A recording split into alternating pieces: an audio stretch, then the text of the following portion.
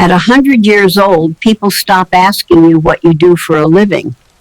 They ask how you're still alive.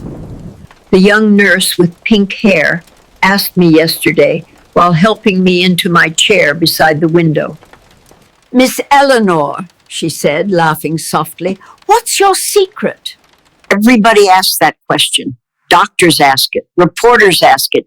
Even my own grandchildren ask it while staring at me like I'm some kind of museum exhibit that still blinks.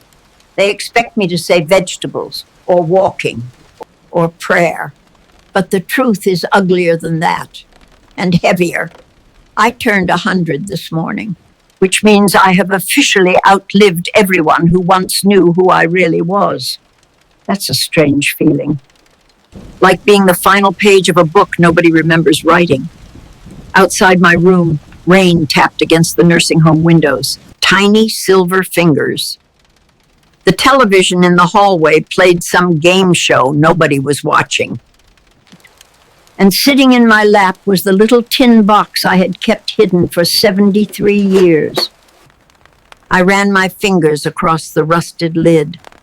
Still cold, still locked, still hungry. The nurse smiled again and asked me, "So what is it? What's the secret?" I looked at her for a long moment. Then I told her something I have never told another living soul. "You want to live a long time?" I whispered. "Then never let yourself be happy for too long." Her smile disappeared.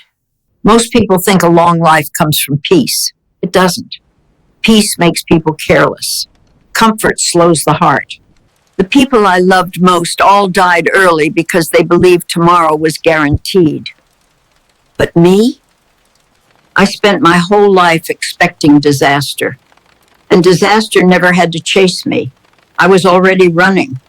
I survived the Great Depression. I survived 2 husbands. I survived cancer at 61. I survived the winter of 1978 when the pipes froze and my neighbor died in her sleep beside a cold fireplace. I survived because every night before bed, I prepared for the worst thing imaginable. People call that anxiety now. Back then, we called it staying alive. The nurse didn't speak. Neither did I. For a while, all we heard was the rain. Then she noticed the box in my lap. "What's inside?" she asked. I stared at it. My hands trembled harder than usual. Not from age, from memory. Inside that box was the real reason I reached 100 years old. Not vitamins, not luck, a promise. In 1953, when I was 27 years old, I met a woman in Louisiana who read fortunes from tea leaves and cigarette smoke.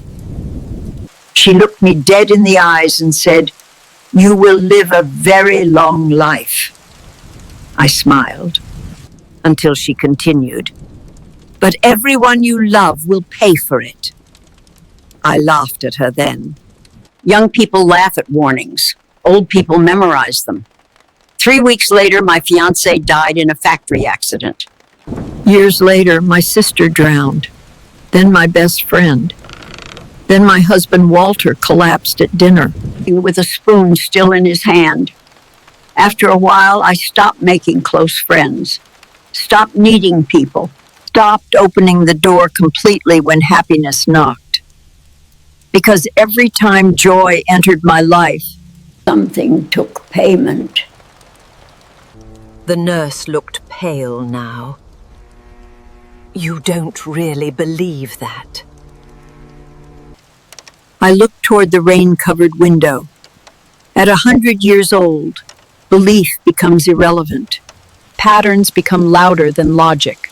Slowly, I opened the tin box. Inside was a black and white photograph from 1953. The edges were burned.